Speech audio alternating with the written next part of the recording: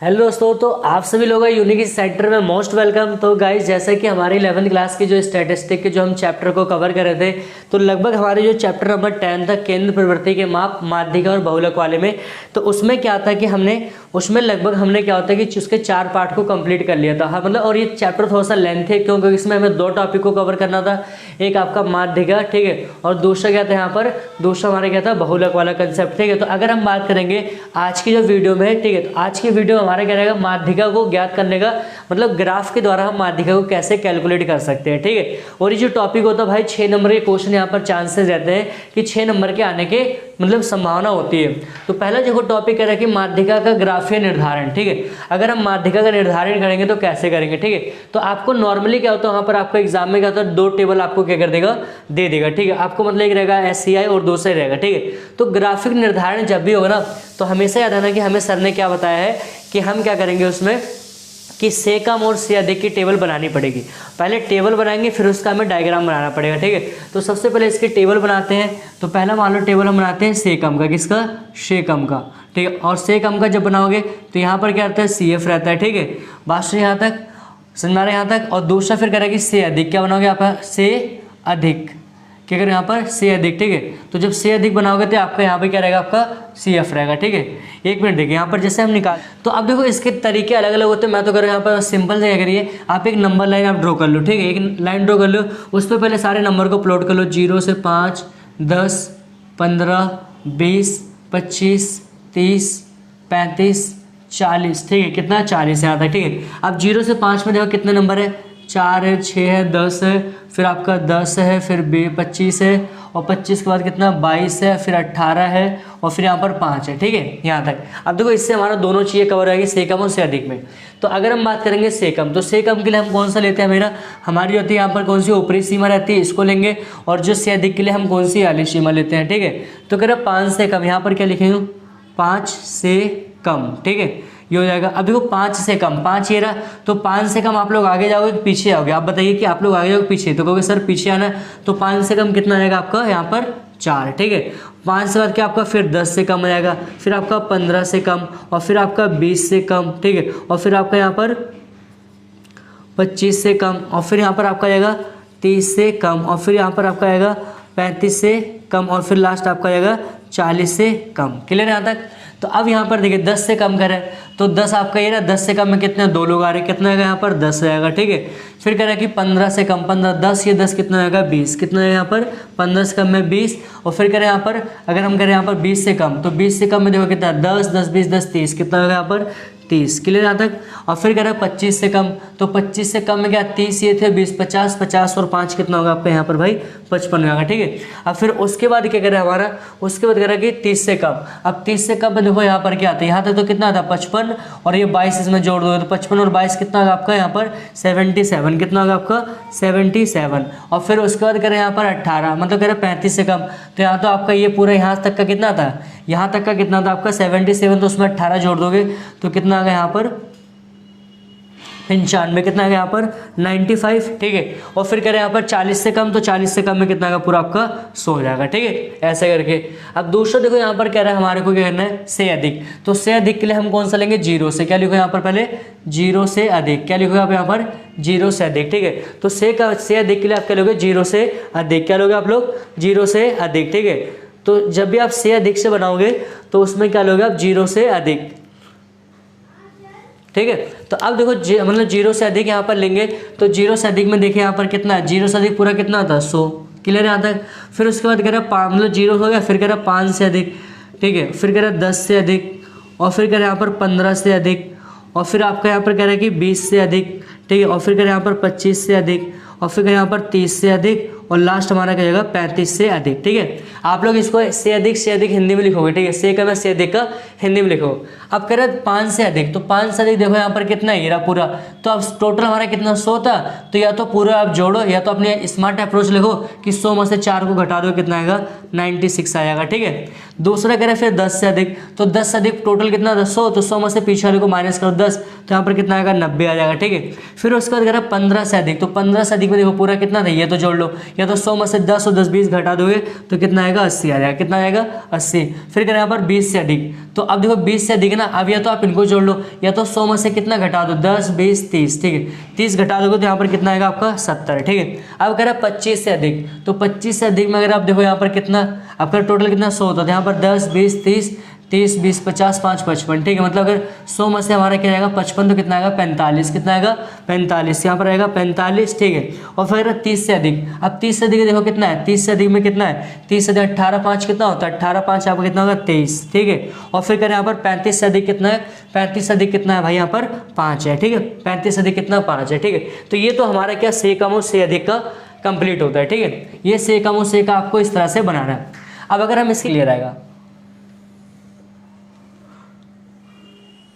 ये 2 एक्सिस हो गया। ठीक है, ये क्या करना 2 एक्सिस हो गया, यहाँ पर ये एक्स एक्सिस हो गया। ठीक है, ये हमारा क्या हो गया, ये वाई एक्सिस हो गया। क्या हो गया, वाई एक्सिस। ठीक है, ये आपका यहाँ पर मान लो 5 10 15 20 25 30 35 40 45। ठीक है, 50 55। ठीक है, 60 65 70 75। ठीक है, 80 85 90 95। यहाँ पर कितना 100 आ रहा है। ठीक है, तो कितना 5 10 15 20 25 30 35 45। ठीक है, 45 के बाद कितना होता है 50। ठीक है, 50 के बाद कितना होगा 55। ठीक है, 60 65 70 75 80 85। ठीक है, दो गैप देख लेना इसमें। ठीक है, कितना कितना है 5 10 15 20 25 30 35 40 35 का देखो यहाँ पर मिस्टेक होगी, क्या करो 40। ठीक है, नंबर थोड़ा सा आपको ध्यान में रखिएगा। ठीक है, तो यहाँ पर 35 के बाद कितना आएगा 35 40 45 50 55 60। ठीक है, 60 के बाद कितना होगा 65 70 75 80 85 90 95। यहाँ पर क्या 100 हो जाएगा। ठीक है, तो ये हमारा क्या आता है, ये हमारा सी एफ हो गया। क्या हो गया सी, तो यहाँ पर कितना 5 10 15 20। ठीक है, 20 25 30 35 40। ठीक है, यहाँ पर कितना होगा 5 10 15 20 25 30 35 और यहाँ पर कितना होगा 40। ये क्या आते हैं हमारे, ये क्या आते हैं अंक, क्या आते हैं ये अंक, ये पूरे रहेंगे। और फिर यहाँ पर हमारा क्या रहेगा सी एफ। ठीक है, अब देखो यहाँ पर एक एक डायग्राम को हमें रिप्रेजेंट करते हुए चलना है। तो पहला जो डायग्राम होगा, पहला हमारा क्या कहला है, पहले से कम को, तो कह रहे से कम कह रहे 5 से कम, 5 पे कितना था 4। अगर हम 5 पे कितना था 4, तो अगर हम आते हैं यहाँ पर जो पॉइंट आ रहे हैं, ठीक है, तो यहाँ पर जो अगर पॉइंट आ रहे हैं इसको थोड़ा सा हम ध्यान रखेंगे। ठीक है, देखो 5 से 4 कह रहे हैं ना, देखो ये थोड़ा सा ज़्यादा हो गया। ठीक है, अब 5 से 4 कह रहे 5 पे कितना था से कम, देखो हमें कह रहे हैं पहले से कम वाले को दिखाएंगे। 5 पे कितना है 4 है, तो 5 पे मान लो यहाँ पर 4 पॉइंट आपका इधर आएगा पहला। ठीक है, दूसरा फिर कह रहा है कि 10 पे कितना 10 है, तो 10 पे कितना आपका 10, ये देखिए यहाँ पर क्लियर है। यहाँ इसको आप मतलब ग्राफ वगैरह बनाओगे बहुत अच्छा रहेगा।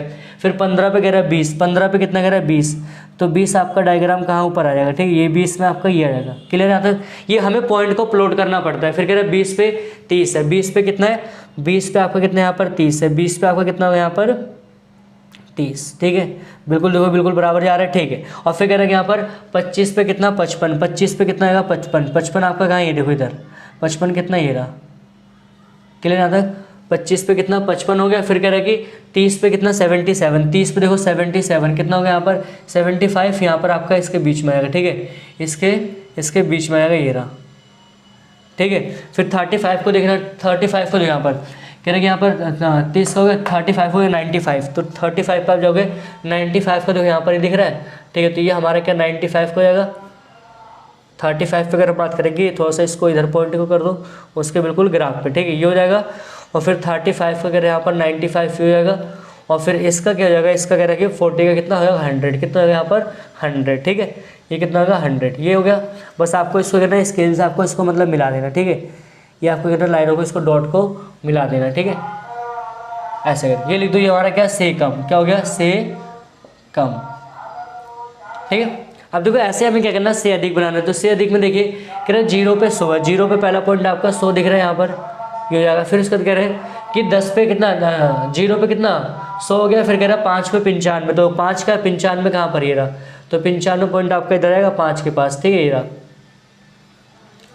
फिर उसके बाद देखिए क्या कह रहे हैं, उसके बाद कह रहे हैं कि यहाँ पर 10 पे कितना 90, हाँ 5 पे कितना आपका 96 होगा, ऊपर जाएगा हल्का सा, कितना 96 आपका ये हो जाएगा, ठीक। फिर क्या 10 पे कितना 90, 10 पे आपको कितना है ना 90, तो 10 पे अगर आप 90 जाओगे ये रहा पॉइंट, ठीक है। फिर 15 पे कितना करें, 15 पे 80, तो 15 पे कितना 80, ठीक है। तो 15 का अगर डायग्राम बनाओगे यहाँ पर, ये देख रहे हैं इसके साइड पे बिल्कुल ये रहा डायग्राम, ठीक है। ये फिर उसका कह रहा है 20 पे, 20 पे कितना कह रहा है, 20 पे देखो 70, 20 पे कह रहा है कि 70, 20 पे कह रहा है कि 70, 70 आपका डायग्राम में ही रहेगा, देखो यहाँ 70 आपका ही आ जाएगा, क्लियर है। और फिर उसके बाद हमारे को क्या कह रहा है, हमारे को कह रहा है कि मतलब यहाँ पर फिर कह रहा है 25 पे 45, 25 पे कह रहा है 45, तो 45 आपका कहाँ पर ये रहा, 45 आपका डॉट ये रहा, 25 पे 45, ठीक है, 25 पे 45। तो अब फिर यहाँ पर जो 30 पे कह रहे हैं, 25 पे 30 पे फिर कह रहे हैं यहाँ पर 30 पे आपका कितना 23, तो 30 पे आपका कितना 20 और यहाँ पर 23 आपका बीच में आएगा, ठीक है। यहाँ पर आपका कह रहे हैं 20 मतलब आपका 30 पे यहाँ पर पॉइंट, ठीक। इसको आप ग्राफ पे बनाओगे तो बहुत अच्छा रहेगा। और फिर कह रहा है 35 पे कितना है, 35 पे कह रहा है 5 है, कितना 35 पे कितना है 5 है, तो 5 का आपका डायग्राम ये रहेगा, क्लियर आता है, ये हो जाएगा। अब आपको इसको क्या कर देना है, इसको मिला देना, इसको आप क्या कर दोगे, मिला दोगे इसको, ठीक है,